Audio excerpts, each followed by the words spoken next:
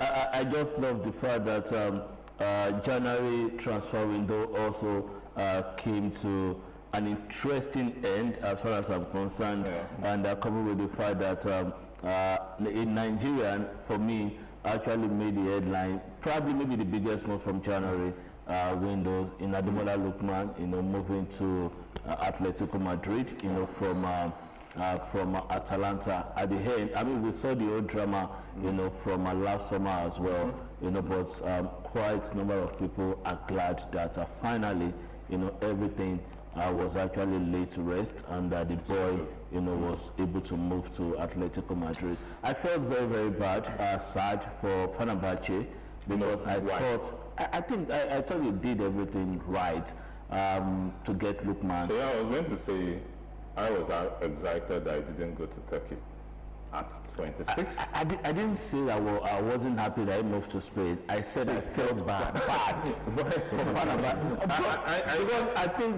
when other clubs were not ready to pay that money, they came forward. They did everything right, like I said.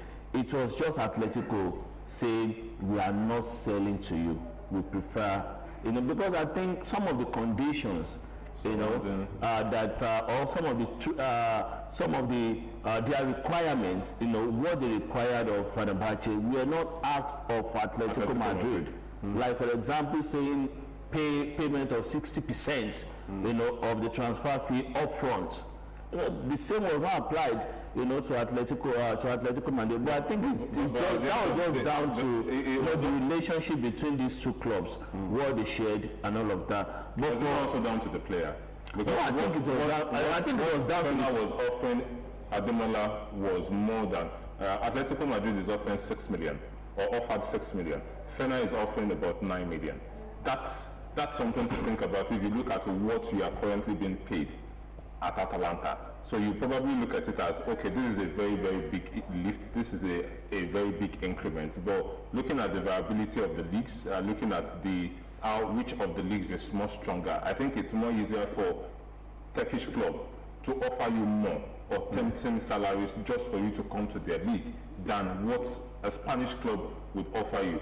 Champions League too. Champions League football is the top 3 in the La Liga at the moment. Real Madrid, Barcelona, Atletico Madrid. So I think for Ademola Lookman, I was hoping that a big club will come around the corner. I didn't want him to throw the part of Victor Osimhen. I'm not saying that I made the wrong choice, but at 26, I think he's staying in Spain or moving to Spain was the better choice. Akim, this is my position.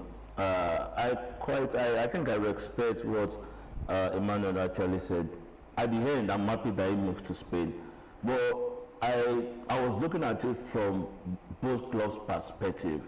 I mean, when Atletico were not fancying putting in a bid, it was only Fenerbahce. When other clubs were not ready to meet, the demand of Atalanta, this is the only club that came forward, and they tripled the salary. I mean, as expected, it was on 3 million.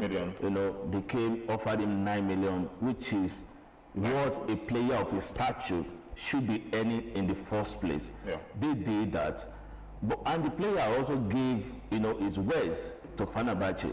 They agreed a deal in principle. Everything was sorted. I think it was just Atletico doing what Chelsea did to Tottenham during Williams saga.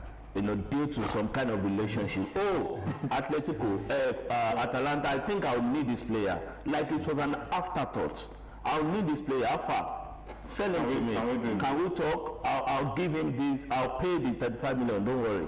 I'll pay the 35 plus 5 million euros. Don't worry. And I think that was the reason, they offer lesser wages, compared to what Fenerbahce, at some point Fenerbahce even had to come back, added 3 million, about 12 million euros, but from the sporting perspective as well, as a top footballer, they definitely choose Atletico. Of course, I think Ademola Lookman, because I felt they choose football over money. obviously. And I think, like you rightly said, I think there is a good relationship between Atletico and Atletico Madrid. I mean, Atalanta and Atletico Madrid, obviously. And reasons why it was easier to conclude the deal as quick as it was. But definitely, I would say it's a good one for Lookman, like you guys said. But I have a mixed feeling about the transfer. And that is the fact that I've looked at attacking players that have went to Atletico in recent years. They've never flourished. The kind of football Atletico plays, in my opinion, I do not think it suits Ademola Lookman. I hope I'm wrong. But Julian Alvarez flourished at Atletico Madrid. Which Alvarez? The Julian Alvarez? Yeah, no. From Manchester City. No, you wouldn't say flourish, Emmanuel. He's done. You wouldn't say, this guy is an exceptional player. Even at Man City, he wasn't getting enough playing time. People were saying if he gets enough playing time, probably he'll get to that next level. You know. So at Atletico Madrid, the kind of football they play doesn't really suit attacking players. But I'm hoping that I'm wrong. You know, I'm hoping that I'm really wrong. I really want Lookman to flourish. I want him to get back to. I genuinely feel that Diego Simeone has found a way to also evolve his football. The Atletico Madrid that we knew when we had players like Diego Godin, players like Diego Costa, many of these players were more physically inclined footballers. Now you have a team where you have young players who are also trying to thrive. And of course, we have the mentality around Atletico Madrid that it's more like what we call the Gidigbo football. But I think they are also trying to find a way to evolve from that particular playing pattern. And looking at this current team, I also feel very strongly that if you are as good as your quality says that you are good, then you would also flourish with this team in Spain. So for me, I have little worries, except if you are doubting the quality. Like you said about Alvarez the other time, that this is a player that just needed game time. But for Ademola Lookman, this goes beyond just game time for him. There are a lot of issues between himself and the club. That was why it felt like he wanted to leave, even though he had just about 6 months left on his contract. And imagine a club quoting 40 million for a player with 6 months left. I was even hoping that maybe he gets to see off the rest of the contract and sign for another club for free, and of course get the signing on fee and all that comes with it. So for Ademola Lookman, I think looking at the signing of Julian Alvarez also says a lot about the mindset with the running or behind the running of Atletico Madrid at this point. You cannot be rigid with your own system. Diego Simeone is also trying. I think he also has a son. Shayi, we were talking about this last season, where his son also, very young, also flourished under the same manager. So we cannot just say because the likes of João Felix have not done so well, Ademola would not also prosper. Ademola can combine physicality and technical. Emmanuel, I'll be lying to you if I said I haven't thought about what Akin said. Yeah. The fact is, it's not just about attacking players flourishing or not hitting the heights that they're expected to hit. It's about Atletico as a club, as a squad. They've not been consistent. They've not, despite the huge investment. I mean, when you look at the number of euros, I mean, the investment that Atletico have actually made in the last 2-3 years, I think they've outspent Barcelona, they've outspent Real Madrid, but the club still look like Villarreal kind of. Just a little above Villarreal. A little bit above Villarreal, a little bit above Sevilla. I mean, we are just looking at Atletico due to the past, performances and all of that. But in the last 4 seasons, they've not been that solid. And the fact is, Emmanuel, I think not many players have actually flourished. Gallagher joined and he left again.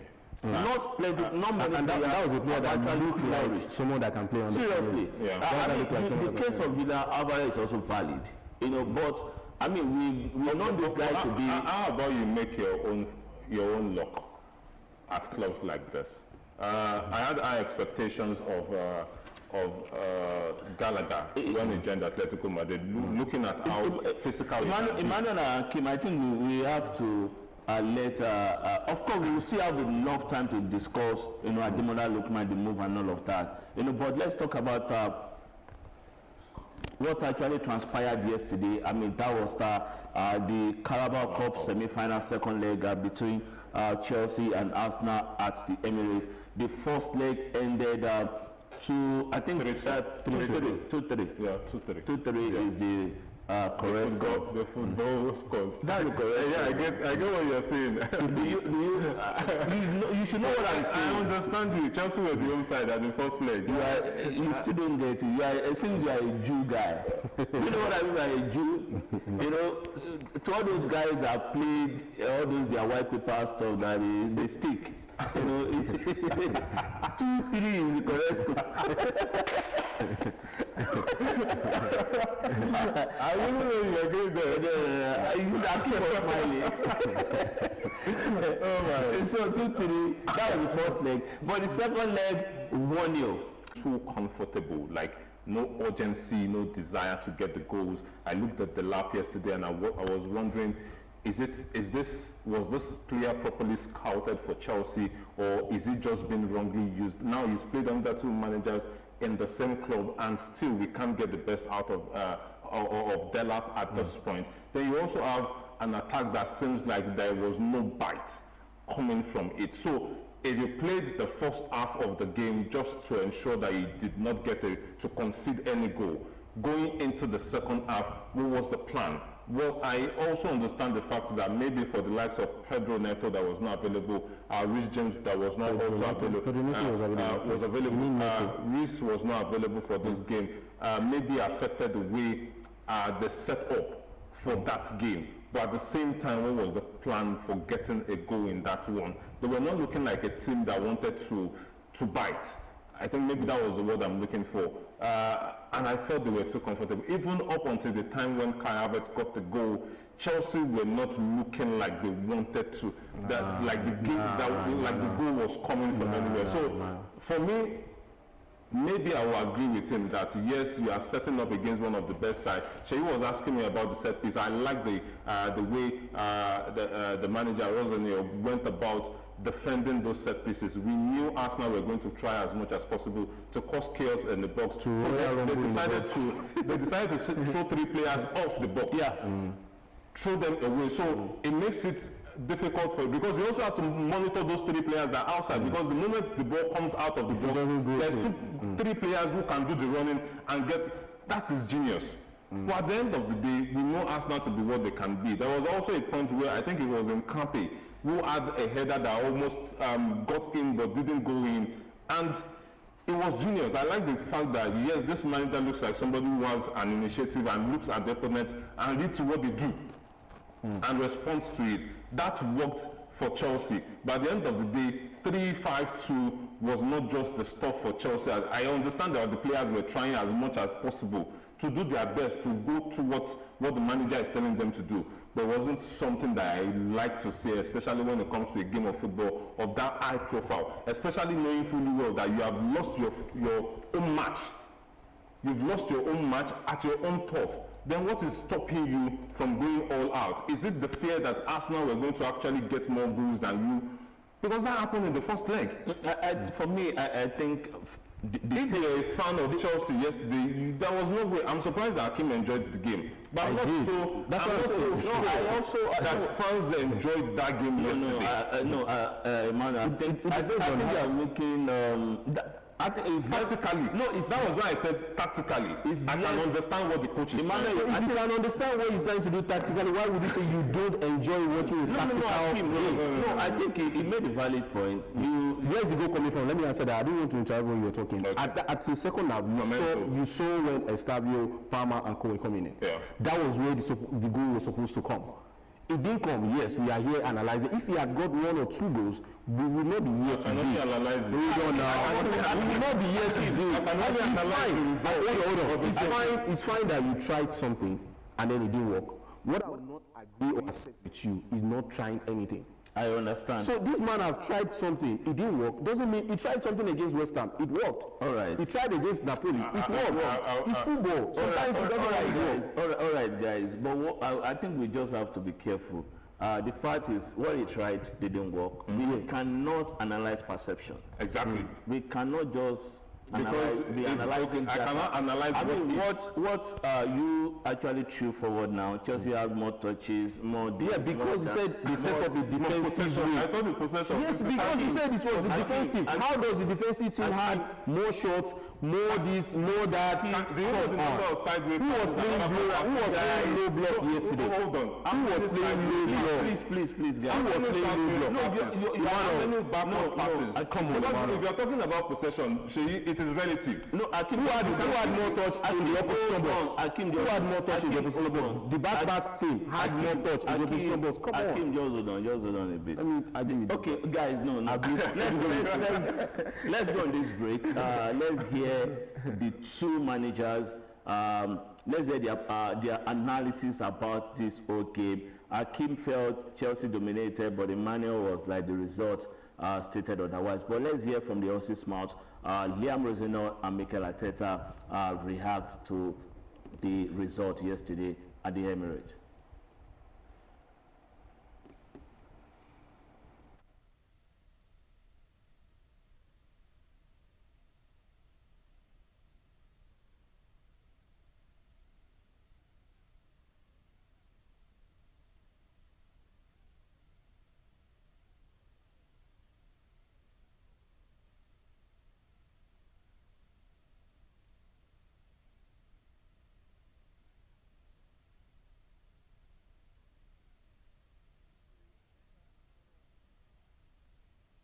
Punt upfield, first time. Because that second corner comes to nothing, but here's Eze. And now Hincapié. Sanchez with the save. We are so happy. I think overall, over the last 2 games, I think we deserve to be through. It was a long match. We expected that.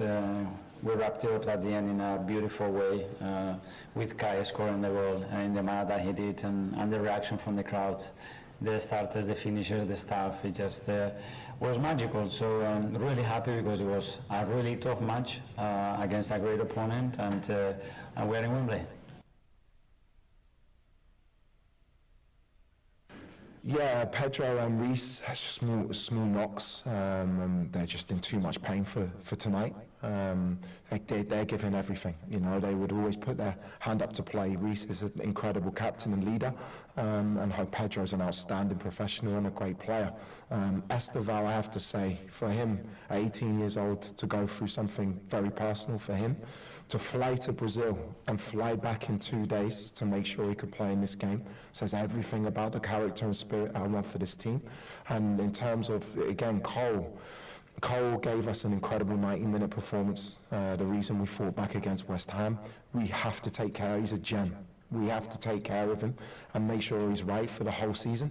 But when he came on, his moments were top. So all in all, disappointed not to go through against, albeit a very, very good team.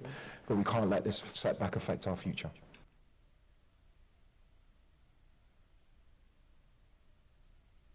Liam Rosino, speaking about his team results. Yes, he's disappointed that Chelsea was unable to turn the results around, and they are out of the Carabao Cup. But for us now, the heads to Wembley, for the final. So for us now, the dream for treble is still very, very much alive. Quadruple. I mean, call it wherever. They're still everywhere. They're still everywhere. That's what they're everywhere. They're everywhere. So it's just, I like it this way though, because sometimes you look at your road to the finals and people are looking at you, and then the shocker comes. I don't know what this season has in weight for Arsenal versus